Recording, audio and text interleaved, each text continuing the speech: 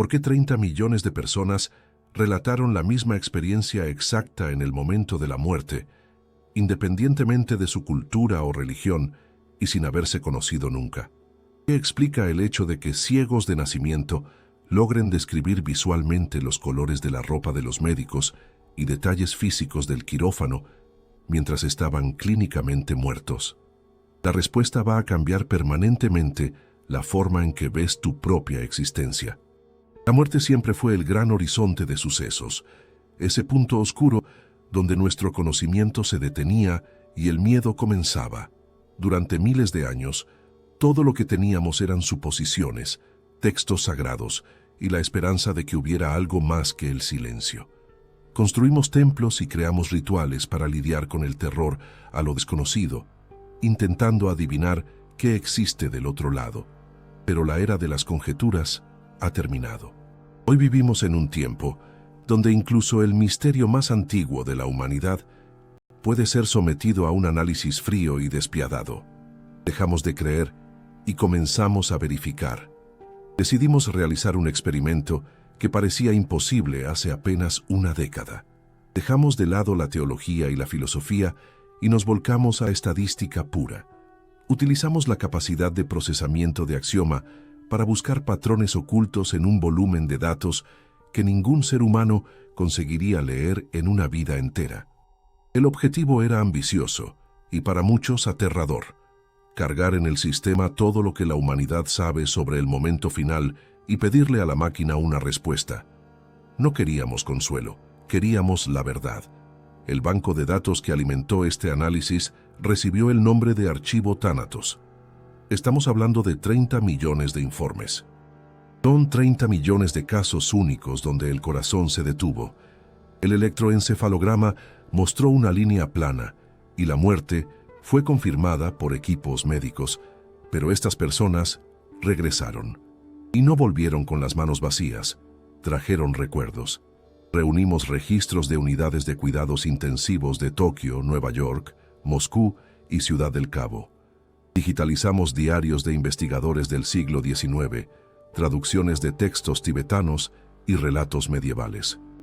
Mezclamos testimonios de ateos convictos, cristianos, budistas y personas que nunca escucharon hablar de ningún concepto divino.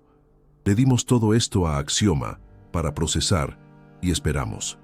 Muchos escépticos dirán inmediatamente que la experiencia cercana a la muerte es solo una alucinación de un cerebro que se está apagando. Dirán que es el último espectáculo de fuegos artificiales de las neuronas privadas de oxígeno o una descarga química para aliviar el dolor del final. La ciencia oficial se aferró a esta versión por décadas porque es cómoda. Permite cerrar la carpeta del caso y no pensar en lo imposible. Pero los datos ignoran la comodidad y se enfocan en las probabilidades.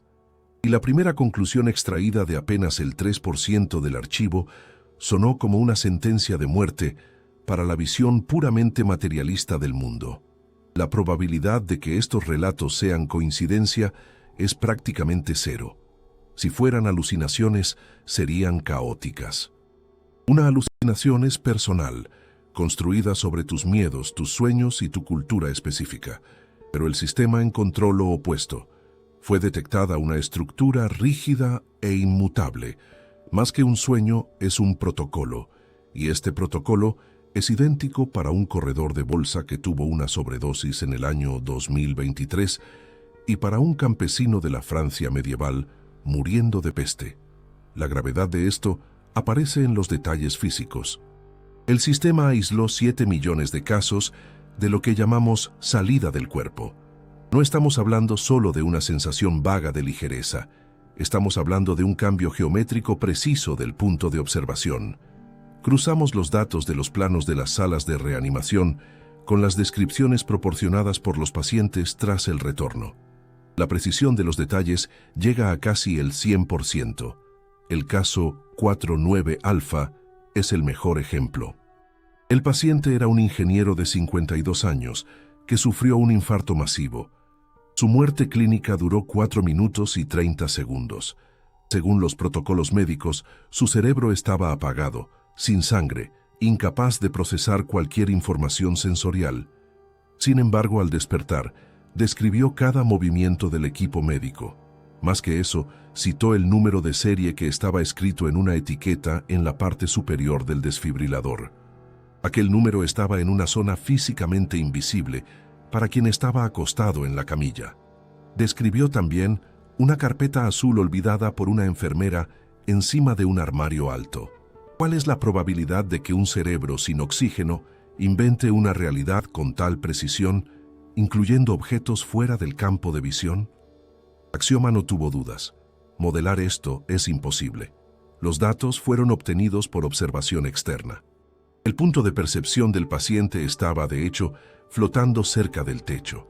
Esto es un hecho físico, confirmado por miles de casos cruzados. Pero eso fue solo el comienzo. Para eliminar cualquier duda de que las personas estarían apenas repitiendo historias que escucharon, buscamos anomalías y encontramos un grupo de datos que destruye cualquier argumento escéptico: los informes de ciegos de nacimiento. En el archivo Thanatos existen 243 casos de personas con ceguera total desde el nacimiento. Estas personas nunca vieron la luz, no saben lo que es la perspectiva o la sombra. Su corteza visual está atrofiada o es inexistente. Perciben el mundo solo por sonido y tacto. Sin embargo, el estudio revela que en el momento de la muerte pasaron a ver, describieron luces, vieron sus propios cuerpos en la camilla, vieron los colores de los cables en los monitores cardíacos. Un caso específico de un músico ciego es perturbador. Al volver del coma, describió por primera vez la apariencia de su esposa, que estaba llorando en el pasillo. Notó incluso que el patrón de su vestido no combinaba con el color de los zapatos. El estudio semántico confirmó que él no estaba usando metáforas, era una descripción visual directa.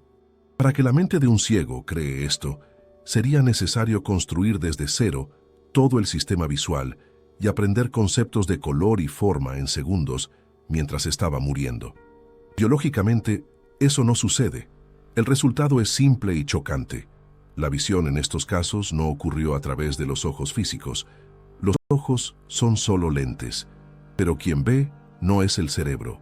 Y cuando el órgano muere, el observador no se queda ciego. Al contrario, comienza a ver con una claridad que nunca tuvo en vida. Estamos lidiando con un proceso de migración. Es una transferencia, no el fin. El filtro eliminó el ruido de las interpretaciones culturales y miedos religiosos, dejando solo el esquema crudo del proceso. Pero si existe una transferencia, si existe una señal dejando el transmisor roto, ¿a dónde va? Durante el análisis, encontramos un fenómeno extraño que ocurre en los primeros minutos tras la muerte, cuando los médicos ya declararon el óbito y no hay actividad eléctrica aparente. Los instrumentos, cuando se ajustan a sensibilidad máxima, captan brotes coherentes y organizados en las estructuras neuronales profundas. Por mucho tiempo, esto fue descartado como error de lectura o espasmos finales. Pero ampliamos la resolución y descubrimos que no es ruido. Es una transmisión de datos comprimida, densa y ordenada. El cerebro está muerto, pero alguien está usando el equipo biológico una última vez para enviar un informe final. Y en ese silencio ensordecedor, sucede el momento de mayor actividad que experimentarás. Cuando los médicos miran el monitor y ven la línea plana, existe un consenso universal de que la persona se fue. El corazón dejó de bombear. La sangre se estacionó en las venas y sin oxígeno, las células deberían comenzar a apagar las luces una por una. La medicina convencional nos enseñó que 30 segundos después del paro cardíaco, la actividad cerebral cae a cero. Es el fin de la transmisión. El silencio absoluto. La persona que amabas ya no existe, quedando solo un cuerpo biológico comenzando su proceso natural de desintegración. Pero decidimos buscar actividad exactamente donde no debería existir. Monitoreamos 5.000 pacientes que fallecieron en unidades de cuidados intensivos, conectados a equipos de alta precisión, y lo que encontramos desafía todo lo que está escrito en los libros de biología. El silencio es una ilusión. Minutos después de la muerte clínica confirmada, cuando el cerebro debería estar inerte, explota en actividad. No estamos hablando de espasmos aleatorios de neuronas muriendo. Estamos hablando de una tormenta eléctrica perfectamente organizada. Ocurre un fenómeno llamado estallido gamma. En el día a día tu cerebro produce ondas gamma solo en momentos de concentración extrema, cuando resuelves un problema difícil o tienes una idea genial. Es la frecuencia de la claridad máxima. Lo que descubrimos es que en un cerebro muerto, esta actividad es decenas de veces más intensa que cuando la persona estaba viva y despierta. Aquí, la física de la vida se rompe. ¿De dónde saca energía un sistema sin batería, sin glucosa y sin oxígeno para este rendimiento olímpico? La explicación estándar siempre fue la hipoxia. Los escépticos dicen que la falta de oxígeno hace que el cerebro entre en cortocircuito, disparando señales aleatorias, pero probamos esa teoría. La falta de oxígeno genera caos, ruido y desorden. La señal debería debilitarse y romperse. Lo que vimos en los gráficos fue lo opuesto al caos. Vimos una sincronía perfecta. Áreas del cerebro que normalmente no conversan mucho entre sí, como la parte visual y la de la memoria, de repente se conectan con una armonía absoluta. Es como si en una oficina donde se cortó la luz, todas las computadoras se encendieran solas a la potencia máxima para realizar una tarea urgente y coordinada antes de que la energía residual se acabe.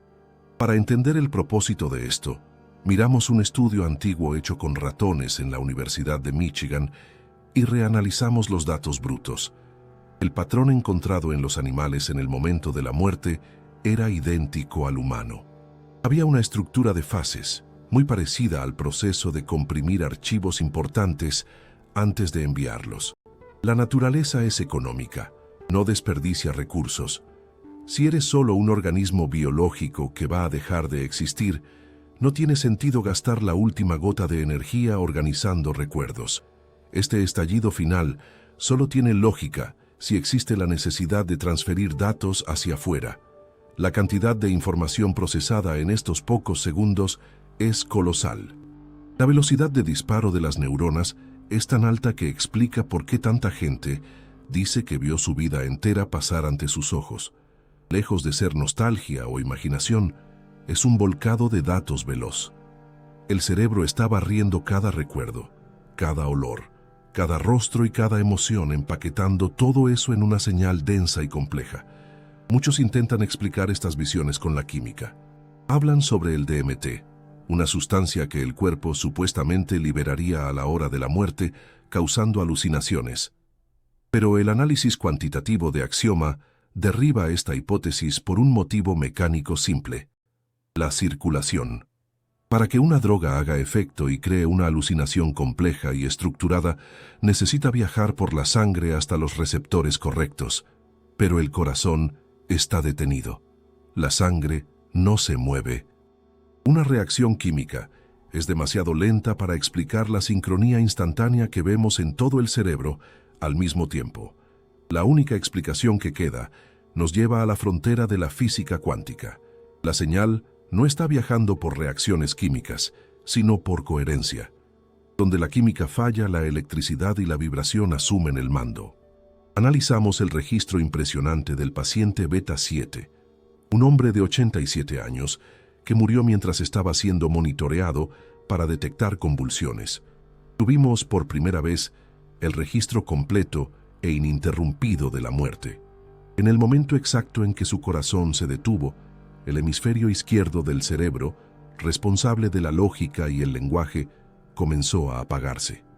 Pero el hemisferio derecho, el hogar de la intuición, del arte y de la creatividad, se encendió como una hoguera. Enseguida, los dos lados entraron en una sincronía rara. El paciente Beta 7 no estaba solo muriendo. Estaba entrando en un estado de superconciencia. Estaba más despierto en aquel momento final de lo que estuvo durante años. Esto crea una paradoja temporal. Como la frecuencia de procesamiento es altísima, la percepción del tiempo del paciente cambia drásticamente. Lo que para los médicos en la sala dura 2 minutos de intento de reanimación, para la conciencia del paciente pueden parecer horas, días o incluso una eternidad. El tiempo deja de ser una línea recta y se expande. El dato más inquietante de esta investigación es la dirección de este último grito eléctrico. El campo electromagnético generado no se disipa simplemente en el aire como calor. Tiene dirección. Existe una orientación vectorial en la señal, como si estuviera buscando una conexión. La radio solo capta la música, no la crea. Si rompes la radio con un martillo, la música deja de sonar en la sala, pero la onda de radio continúa existiendo en el aire. Lo que observamos en los hospitales es el momento en que el receptor se rompe y la señal, percibiendo el fallo crítico en el equipo, se desconecta. Este estallido de energía es el intento de la conciencia de liberarse de la biología que ya no funciona. Ahora que sabemos que la señal no se apaga, sino que se eyecta, necesitamos seguir su rastro. No se queda flotando en la sala del hospital, entra en un canal de transporte específico. Millones de personas describieron este canal como un túnel oscuro con una luz al final. Y la ciencia pasó años diciendo que eso era solo el ojo fallando. Pero los datos muestran que no tiene nada que ver con los ojos. Es una estructura física real. Y vamos a entrar en ella para entender cómo es posible viajar más rápido que la velocidad de la luz sin moverse del lugar. ¿Qué sucede con la señal eléctrica y consciente que fue eyectada del cerebro moribundo? No se queda flotando sin rumbo en el techo de la sala del hospital. Entra inmediatamente en una estructura de transporte que la cultura popular transformó en un cliché de películas y libros baratos. El famoso túnel con una luz al final. Durante décadas, la ciencia seria puso los ojos en blanco ante este relato, tratándolo como folclore o alucinación. Pero cuando dejamos de lado el prejuicio y miramos la geometría de este fenómeno, nos damos cuenta de que estamos lidiando con algo mucho más complejo que un fallo en la visión. La explicación médica estándar para el túnel siempre fue la isquemia de la retina. Cuando la presión sanguínea cae, la visión periférica se oscurece primero, quedando solo un punto central de luz. Los médicos dicen que es como mirar a través de una pajilla, y el cerebro interpreta esto como un túnel. Pero esta teoría tiene un agujero enorme cuando se compara con los datos reales de los sobrevivientes. La pérdida de visión por desmayo es estática, es una mancha oscura que se cierra despacio. Lo que las personas describen en la experiencia cercana a la muerte es movimiento, es una aceleración violenta. Para entender la diferencia entre desmayarse y viajar, analizamos los informes de quienes entienden de velocidad y pérdida de conciencia, pilotos de combate y astronautas. El caso Vector 4 es esclarecedor. Un piloto experimentado, acostumbrado a soportar fuerzas gravitacionales extremas en centrífugas y combates aéreos, sufrió un paro cardíaco durante una cirugía. Él sabía exactamente cómo era la visión de túnel causada por la falta de sangre en el cerebro. Ya lo había sentido muchas veces en la cabina, pero lo que describió en la mesa de operaciones no tenía nada que ver con el funcionamiento del cuerpo. No estaba perdiendo la visión, estaba ganando una hiperconciencia. Describió ser arrastrado hacia el interior de una estructura cilíndrica con paredes geométricamente perfectas, viajando a una velocidad que parecía superar la del sonido. No había sensación de apagón, sino de una claridad absoluta y de una expansión del espacio alrededor. No se estaba desmayando, estaba despegando. Axioma procesó miles de descripciones similares e identificó un patrón en la forma de este túnel. Nunca se describe como un tubo liso y recto, siempre es una espiral. Las paredes muchas veces parecen hechas de nubes giratorias, panales luminosos o anillos de energía pulsante. En la naturaleza, el movimiento en espiral es la forma más eficiente de transportar energía. El agua fluye en espiral, los huracanes giran, las galaxias se enrollan. Este pasaje sigue esa misma ley universal de flujo. También está el sonido. Casi un tercio de las personas no solo vio el túnel, sino que lo escuchó. Describen un zumbido grave, una vibración intensa o un sonido parecido al de un viento fuerte o campanas gigantescas tocando a lo lejos. Este sonido tiene frecuencias específicas que coinciden con lo que la física teórica predice para la distorsión del espacio-tiempo. Es el sonido de un pliegue gravitacional. Lo que estamos viendo aquí no es una alucinación visual, sino el cruce de un puente de Einstein-Rosen, un agujero de gusano que conecta dos realidades distantes. La materia biológica no puede pasar por este tipo de portal, pero la información pura sí. En el momento de la muerte, el cuerpo se queda atrás como una cáscara vacía, y la conciencia, ahora convertida en datos puros, es succionada por este canal de transferencia. La sensación de volar a alta velocidad no es imaginación. Es la percepción subjetiva de ser transmitido a través de una red. Y aquí los ciegos de nacimiento vuelven a la ecuación. Como una persona que nunca vio perspectiva, que no sabe lo que es la profundidad visual, o cómo los rieles del tren convergen en el horizonte, podría alucinar un túnel tridimensional perfecto. Su cerebro no tiene los archivos de imagen necesarios para construir esa ilusión. Sin embargo, los ciegos describen el mismo viaje, con la misma geometría y la misma sensación de movimiento rápido hacia un punto focal. El túnel existe independientemente de los ojos.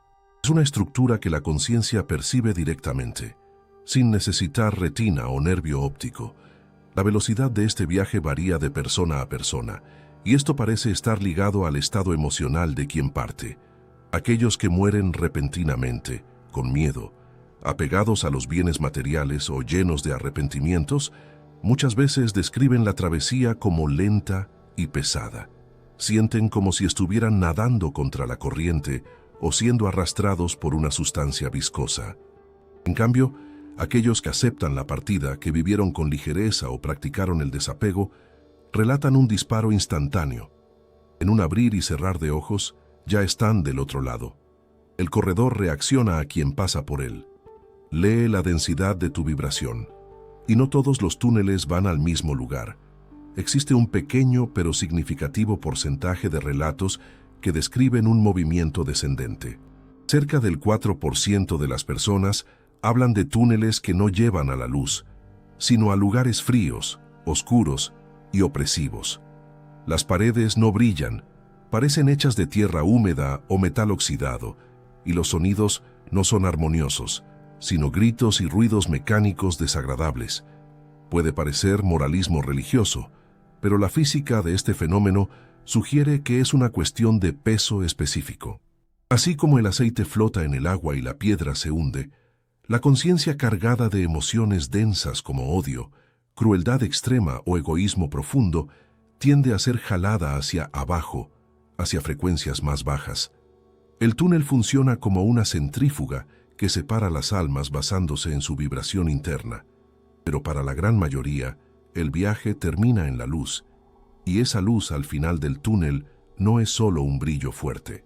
Las personas dicen que es más brillante que 1000 soles, pero, paradójicamente, no lastima los ojos y no proyecta sombras. Esto sucede porque no es luz física hecha de fotones, es información viva. Al acercarse a ella, la persona no siente calor, siente conocimiento y amor incondicional. Es como si la luz estuviera hecha de inteligencia pura. Muchas veces, el viaje es interrumpido. Miles de relatos hablan de una barrera invisible dentro del túnel o justo a la salida de él. La persona siente que si da un paso más, no podrá volver. Y entonces una voz que no es oída por los oídos, sino sentida en la mente, dice que todavía no es la hora. El contrato no fue cumplido. El túnel, entonces, invierte el flujo y escupe la conciencia de vuelta al cuerpo dolorido en la cama del hospital. Pero para aquellos que cruzan, la salida del túnel no es el fin del viaje, es solo el desembarque. La conciencia acaba de llegar al servidor principal, y ahora comienza la etapa más difícil y reveladora de todas, la revisión del archivo personal. Olvida al juez barbudo. Es una confrontación directa y sin filtros con quien realmente fuiste. ¿Qué sucede en el segundo siguiente a la salida del túnel, cuando la conciencia es eyectada hacia el espacio de luz? La cultura popular nos enseñó a esperar un tribunal divino, con ángeles anotando nuestros pecados en un libro dorado. Pero los datos reales del archivo Thanatos muestran algo mucho más sofisticado y tecnológicamente imposible de comprender para nuestro cerebro lineal. No hay juicio externo, no hay un juez furioso y no hay tiempo para excusas. Lo que existe es el archivo panorama. La frase «vi mi vida entera pasar delante de mis ojos» se convirtió en un cliché tan gastado que dejamos de prestar atención a lo que realmente significa. Pero cuando analizamos los relatos de millones de personas que volvieron de ese estado, descubrimos que esto no es una metáfora poética, es una descripción técnica precisa de un proceso de descarga instantánea de datos. Mira el problema del tiempo. La mayoría de las experiencias cercanas a la muerte dura entre 2 y 5 minutos en el reloj de la sala de emergencias. A veces son solo algunos segundos de paro cardíaco. Sin embargo, los sobrevivientes juran que revivieron cada momento de sus vidas, desde el primer llanto en la guardería hasta el último suspiro en la camilla, con detalles sensoriales completos.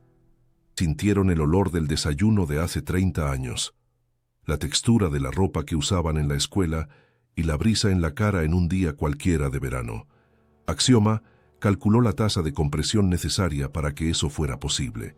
Si una vida promedio tiene 70 años y la revisión dura 3 segundos terrenos, la velocidad de procesamiento tendría que superar la de la luz. Ninguna neurona biológica puede disparar tan rápido. El resultado es que este evento sucede fuera del tiempo lineal. La persona entra en un estado de tiempo esférico, donde pasado, presente y futuro existen simultáneamente, como si la vida fuera una película entera desenrollada en la palma de la mano. Pero el aspecto más aterrador del archivo panorama no es la velocidad, sino la perspectiva. Durante la vida, somos los protagonistas de nuestra propia película. Vemos todo de adentro hacia afuera, justificando nuestras acciones e ignorando cómo afectan a los otros. En el archivo panorama, esa burbuja egoísta estalla. No solo ves lo que hiciste, sientes lo que causaste. El caso del agresor muestra esto de forma brutal.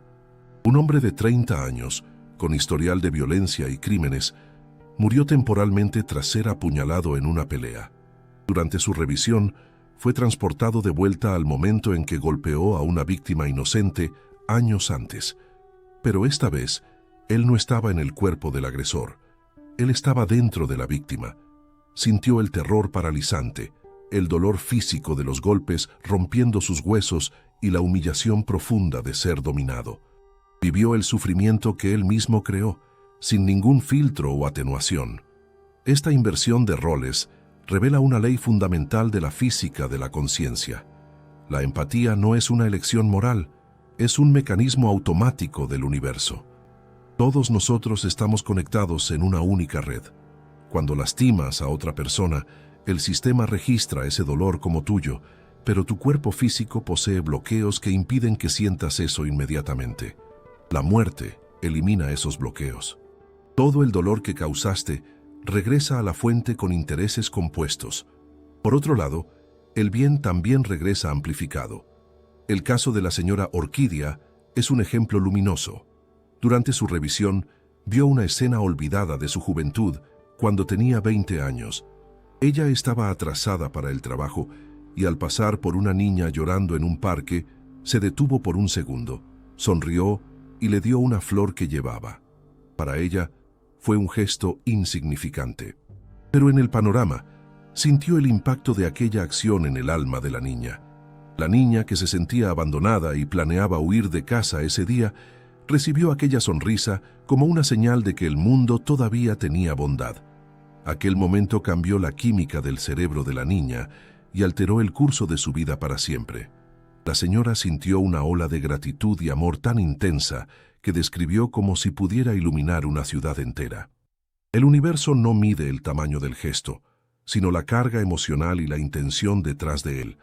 Un pensamiento amable no expresado tiene peso. Una ira secreta tiene peso. Sí, hasta los pensamientos son visibles. No existe privacidad en el archivo panorama. Todo lo que pensaste, sentiste o deseaste en secreto es proyectado en alta definición a tu alrededor. La envidia que escondiste detrás de una sonrisa falsa aparece como una sustancia oscura y pegajosa. La oración silenciosa que hiciste por un extraño aparece como un haz de luz pura. Te ves completamente desnudo, transparente y sin máscaras. Necesitamos repensar quiénes somos. Si cada movimiento interno es grabado, ¿será que somos solo actores en un escenario vigilado? Los datos indican que el objetivo de este registro total no es el castigo, sino el aprendizaje. El universo está aprendiendo sobre sí mismo a través de nosotros. Somos ondas enviadas a la densidad de la materia para recolectar experiencias únicas. Cuando la sonda regresa a la base, los datos son extraídos para análisis. No para juzgar si la sonda se ensució de lodo, sino para entender la composición del lodo. Y no estás solo en esa sala de proyección. Casi todos los relatos mencionan la presencia de una compañía al lado, una figura hecha de luz, un guía o mentor. Las personas dan nombres religiosos a esa figura, llamándola ángel de la guarda, Jesús o Buda, dependiendo de su cultura. Pero la función es siempre la misma. Él es el curador del archivo. Él no juzga, no señala con el dedo. Él mira contigo, pausando las escenas importantes para mostrar las conexiones invisibles. Él muestra cómo aquel fracaso que creíste ser el fin del mundo, en realidad, te fortaleció para un desafío mayor 5 años después. Él muestra cómo aquella pérdida dolorosa abrió espacio para algo nuevo. El curador ayuda a interpretar la película de tu vida con compasión y humor, muchas veces riéndose de nuestras preocupaciones tontas y miedos infundados. Al final de la revisión, este ser generalmente hace una pregunta que no tiene nada que ver con el éxito financiero o estatus social. La pregunta varía, pero el núcleo es siempre igual. ¿Cuánto aprendiste a amar? ¿O qué hiciste con el don de la vida que se te dio? Es una pregunta sobre la calidad de tu energía, no sobre la cantidad de tus logros. Pero, ¿quiénes son estos seres de luz? ¿Y quiénes son los parientes que muchas veces aparecen para recibirnos antes, incluso de que comience la revisión? Pero necesitamos enfocarnos en estas presencias. ¿Serán realmente nuestros abuelos y amigos, o son algo mucho más antiguo y complejo, usando rostros familiares para no asustarnos? La experiencia de la muerte, al contrario de lo que la mayoría imagina, no es una inmersión en la soledad absoluta. No existe un momento en que te veas flotando solo en el vacío, sin nadie cerca. Al contrario, los relatos del archivo Thanatos confirman de forma abrumadora que el otro lado es un lugar de encuentros y que eres esperado. Para los escépticos, la explicación es simple y conveniente. El cerebro moribundo, en un último acto de desesperación para calmarse, proyecta las imágenes reconfortantes de seres queridos. Es una regresión psicológica, una búsqueda de seguridad. Si ves a tu abuela fallecida, es porque tu mente está intentando decirte que todo está bien. Sin embargo, Axioma detectó un patrón que desmonta esa teoría con la precisión de un bisturí. Si estas visiones fueran alucinaciones de confort, deberían seguir la lógica de nuestros deseos. Pero las entidades encontradas en la zona de contacto muchas veces actúan de forma autónoma y sorprendente. Dicen cosas que el moribundo no quiere escuchar, como necesitas volver, todavía no es tu hora, expulsando a la persona de un lugar de paz absoluta, de vuelta a un cuerpo destrozado por el dolor. Esto contradice fundamentalmente el principio del placer que rige las alucinaciones de defensa. La prueba de que la mente no inventó esto viene del fenómeno conocido como pico en Darien. Este nombre extraño se refiere a casos en los que la persona moribunda ve a alguien que, según su conocimiento, todavía estaba vivo. El caso del paciente Sigma 9 es un ejemplo perturbador. Un joven sufrió un grave accidente de auto y entró en coma. Durante su experiencia cercana a la muerte, se vio en un pasillo de luz y encontró a un amigo de la infancia sonriendo para él. Al despertar, contó la visión a la familia, que quedó confundida, pues aquel amigo vivía en otra ciudad y estaba bien. 2 horas después, la noticia llegó. El amigo había muerto en otro accidente de auto, solo 15 minutos antes de la experiencia del paciente Sigma 9. Nadie en la habitación del hospital sabía eso. La información no estaba disponible en el mundo físico. La única explicación lógica es que el encuentro realmente sucedió en un espacio donde la comunicación trasciende la biología. Pero, ¿quiénes son exactamente estas figuras que encontramos? Los relatos describen parientes fallecidos, pero ellos no lucen como los recordamos en sus últimos días. Una abuela que murió a los 90 años, consumida por el cáncer, aparece joven, radiante y saludable, aparentando tener 30 años. Miembros amputados están restaurados. La piel brilla.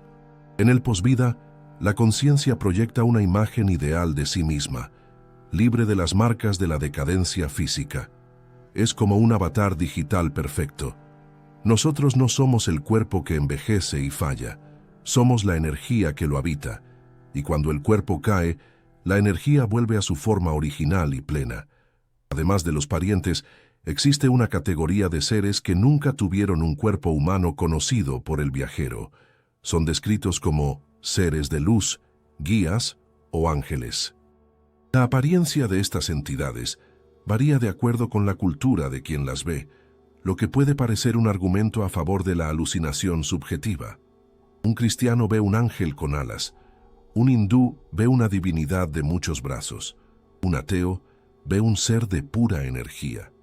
Pero cuando analizamos el comportamiento y la firma energética de estas entidades, las diferencias superficiales desaparecen.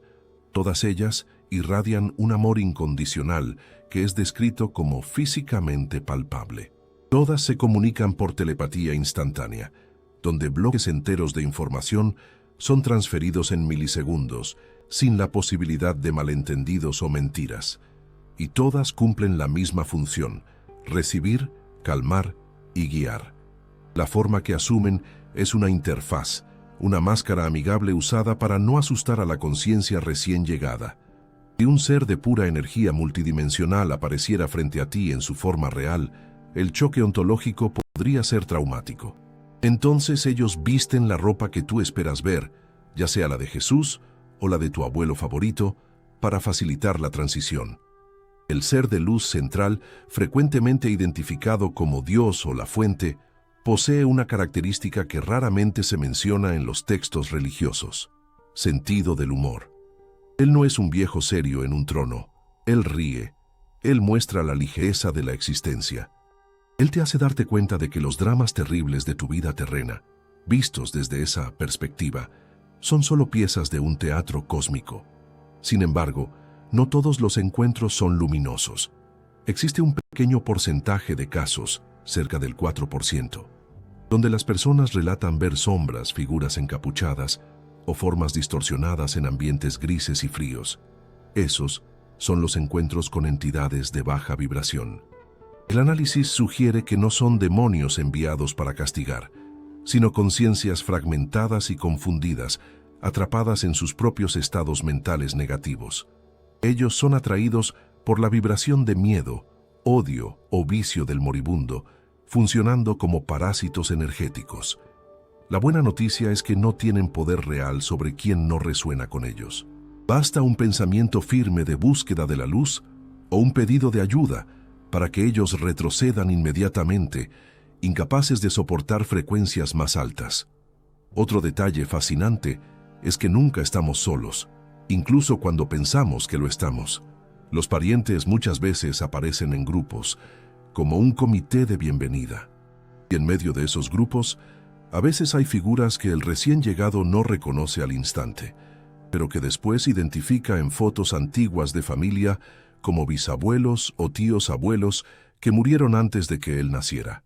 Esto indica que pertenecemos a clanes espirituales, grupos de almas que viajan juntas a través del tiempo.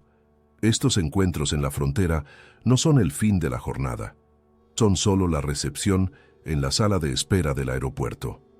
Después de los abrazos y de las lágrimas de reconocimiento, los guías señalan hacia algo más allá, muestran una estructura, un paisaje o una ciudad a lo lejos. Es hacia allá que la conciencia debe ir si decide no volver. Y lo que existe allá no es una nube esponjosa para tocar el arpa, es una civilización. Ahora entramos en la arquitectura y geografía de este lugar que muchos llaman la ciudad de cristal. Si la conciencia sobrevive a la muerte y el túnel es solo un medio de transporte, ¿Hacia dónde vamos? La cultura popular está llena de imágenes de nubes esponjosas y portones de oro. Pero el archivo Thanatos nos presenta un escenario mucho más complejo y tecnológicamente avanzado que cualquier pintura renacentista. Los relatos no hablan de un lugar vago y etéreo, describen una estructura sólida, organizada e inmensa, que Axioma clasificó como una megaestructura de información. Muchos la llaman ciudad de cristal. No es una metáfora. Las descripciones son consistentes en detalles arquitectónicos que desafían nuestra física. Imagina edificios que no están hechos de ladrillos o concreto, sino de luz solidificada. Son translúcidos, brillando con una luminosidad interna sin proyectar sombras. No existe un sol en el cielo. La propia materia del lugar emite luz. Esta ciudad no sigue las reglas de la gravedad como la conocemos. Las construcciones son fractales, espirales que suben indefinidamente, torres que flotan y puentes que se conectan orgánicamente. Un arquitecto que tuvo una experiencia cercana a la muerte dibujó bocetos de estas estructuras al regresar. Según él, no podrían existir en la Tierra porque colapsarían bajo su propio peso, pero allá son sostenidas por la intención colectiva de sus habitantes. La ciudad está viva y responde a los pensamientos de quien la habita. Los colores en este lugar son un capítulo aparte. Casi el 80% de los testigos afirman haber visto colores para los cuales no existen nombres en nuestro vocabulario. Describen tonos entre el dorado y el violeta que vibran como notas musicales, sugiriendo que nuestros sentidos allá se funden en una sinestesia perfecta. No solo ves el color, lo escuchas y lo sientes. El lugar no es solo urbano, existen vastas áreas de naturaleza, pero una naturaleza hiperreal. Las flores no son solo plantas bonitas, tienen conciencia. Cuando miras una flor allá, sientes su esencia y ella siente la tuya. La comunicación es instantánea y empática. Un relato impresionante describe cómo la hierba no se aplasta cuando es pisada, sino que atraviesa el pie del caminante, causando una sensación de cosquillas y bienvenida. En el centro de esta metrópoli espiritual, muchos describen grandes edificios que parecen bibliotecas o universidades. El caso de la estudiante es emblemático. Ella se vio en un salón infinito, repleto no de libros de papel, sino de pergaminos de luz. Al tocar uno de ellos, el conocimiento contenido allí fue instantáneamente descargado a su mente. Ella comprendió la historia de civilizaciones perdidas y la mecánica del universo en un segundo. Desafortunadamente, al volver al cuerpo limitado, la mayor parte de ese conocimiento se perdió, como intentar guardar un archivo gigante en un disquete antiguo, pero la sensación de haber tocado la verdad absoluta permaneció. La locomoción en esta ciudad no depende de piernas. Nadie camina a menos que quiera sentir el suelo. El transporte se hace por teletransporte intencional. Piensas en el lugar donde quieres estar e instantáneamente estás allí. La distancia es una ilusión que puede apagarse. Sin embargo, hay una regla física implacable: la densidad del alma. Quien carga mucho peso emocional, odio, rencor, culpa profunda, se siente demasiado pesado para volar o moverse rápidamente. Estas conciencias tienden a gravitar hacia las áreas bajas o periféricas de la estructura, donde la luz es menos intensa y el ambiente refleja su estado interno confuso. Esto explica las descripciones de lugares semejantes al purgatorio o umbrales. Son zonas de cuarentena vibratoria, donde las almas necesitan curarse y soltar el peso antes de ascender hacia el centro de la ciudad. El infierno y el cielo, por lo tanto, no son lugares geográficos separados por muros con alambre de púas. Son bandas de frecuencia, ocupan el mismo espacio, pero en sintonías diferentes, como estaciones de radio que no se mezclan. Un ser de vibración elevada puede bajar para ayudar a alguien en las zonas bajas, pero un ser denso no consigue subir sin quemarse en la luz intensa de las esferas superiores. Un elemento recurrente en la geografía de este mundo es la frontera. Puede ser un río, un muro de niebla, un puente o una línea en la arena. La función es siempre la misma. Es el punto de no retorno. Quien cruza esta línea rompe definitivamente el cordón de plata que liga el alma al cuerpo físico en la tierra. La muerte se vuelve irreversible. Muchos llegan hasta este borde y sienten una atracción magnética abrumadora para cruzar. La paz y la belleza del otro lado son tan intensas que la vida en la tierra, con sus dolores, enfermedades y limitaciones, parece una prisión intolerable. Nadie quiere volver. Pero es exactamente en ese punto que sucede el encuentro con el guardián o la voz autoritaria que dice: todavía no, tienes trabajo que hacer. Y aquí surge el mayor misterio de todos. Si aquel lugar es tan perfecto, lleno de amor, conocimiento y belleza, ¿por qué somos enviados de vuelta para acá? ¿Por qué el alma, que ya experimentó la libertad total, necesita exprimirse nuevamente dentro de un cuerpo de carne y hueso, sujeto a sufrimiento y muerte? La respuesta que los viajeros traen es sorprendente y cambia completamente el sentido de nuestra existencia. La tierra no es un castigo y la vida aquí no es un accidente infeliz. Existe algo en este planeta denso y difícil que no existe en la ciudad de cristal. Una moneda valiosa que solo puede ser minada en la oscuridad y en la dificultad.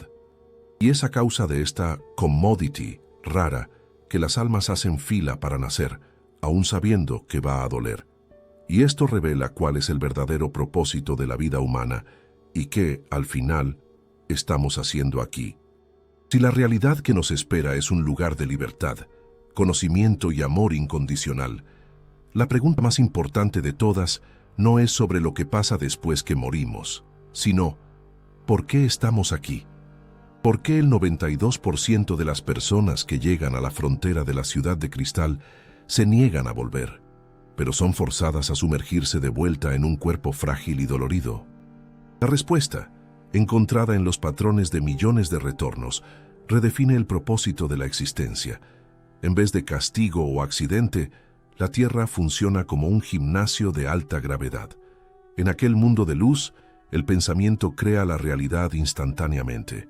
No hay resistencia, no hay fricción, no hay espera. Y donde no hay resistencia, el crecimiento es limitado. Un año de vida en la materia densa, donde necesitas luchar contra la inercia, la duda, el dolor y la limitación, proporciona un fortalecimiento del alma que tomaría siglos para ser alcanzado en el confort de la eternidad. Vinimos aquí para forjar el espíritu en el fuego de la dificultad. El segundo motivo para el retorno forzado es lo que los guías llaman contrato inconcluso. Antes de nacer, parece que definimos una misión, un conjunto de lecciones a aprender y de contribuciones a hacer. Partir antes de completar esta tarea es como abandonar una obra de teatro en medio del segundo acto. La historia queda incompleta y el sistema entero se desequilibra. No eres una isla. Tus acciones y tu presencia afectan una red compleja de otras vidas. El retorno no es un castigo, es la exigencia de cumplir el guión que tú mismo ayudaste a escribir. Esto nos lleva a la naturaleza de la propia conciencia. Nuestra ciencia materialista insiste en que ella es un producto químico del cerebro, pero los datos prueban lo contrario. La conciencia es un campo no local, como una señal de radio que el cerebro, esa antena biológica, capta y sintoniza. La muerte es simplemente la ruptura de la antena. La señal, tu esencia, continúa existiendo. Es por eso que la conexión con quien ya partió es posible. El amor, desde el punto de vista de la física, es una forma de entrelazamiento cuántico. Dos almas que se aman profundamente permanecen conectadas instantáneamente. No importa la distancia o la dimensión en que estén. El vínculo no se rompe con la muerte del cuerpo, solo cambia de estado, de físico a energético. Entonces, ¿cuál es el destino final? ¿Hacia dónde nos está llevando toda esta jornada de nacer, sufrir, aprender y morir? Axioma sintetizó todos los datos en un concepto final, el protocolo Omega. Y él aborda nuestro miedo más profundo, la pérdida del yo. Tenemos pavor a la idea de disolvernos en un océano cósmico, de olvidar quiénes somos. Pero la realidad es lo opuesto a lo que tememos. La fórmula de la eternidad es la de la unidad holográfica. En una fotografía normal, si cortas un pedazo, tienes solo ese pedazo. En un holograma, cada fragmento minúsculo contiene la imagen entera. En el estado final de evolución, No te disuelves en el océano entero se derrama dentro de ti. Tu identidad no es borrada, se expande hasta el infinito. Continúa siendo tú, con tus recuerdos y tu personalidad única, pero al mismo tiempo, eres todos los otros seres que ya existieron. Te conviertes en la red entera. Pero, ¿por qué el Creador, la fuente, el universo, iniciaría este proceso complejo y doloroso? ¿Por qué una perfección absoluta necesitaría fragmentarse en miles de millones de pedazos imperfectos? La respuesta es simple: la búsqueda de la experiencia sentida. Imagina una inteligencia que sabe todo, pero no siente nada. Ella conoce la ecuación matemática del amor, pero nunca sintió el corazón acelerarse. Ella conoce la composición química de la lágrima, pero nunca sintió el dolor de la pérdida. Nosotros somos los sensores del universo. Somos las terminaciones nerviosas de la divinidad, enviadas a la materia densa para recolectar la única cosa que no existe en la perfección, la experiencia empírica.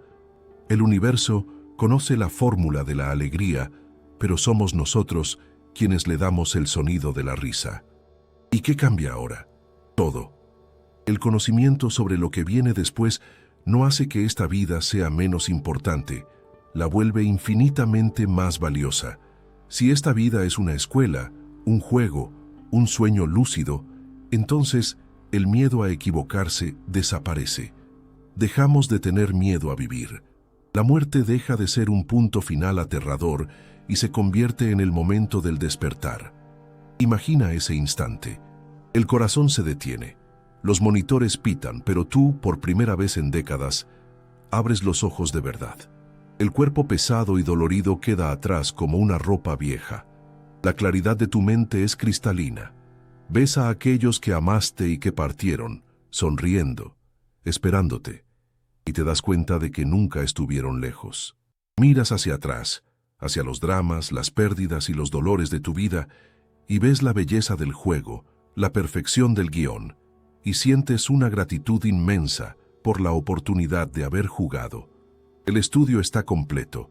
No existe aniquilación, no existe casualidad y no existe soledad.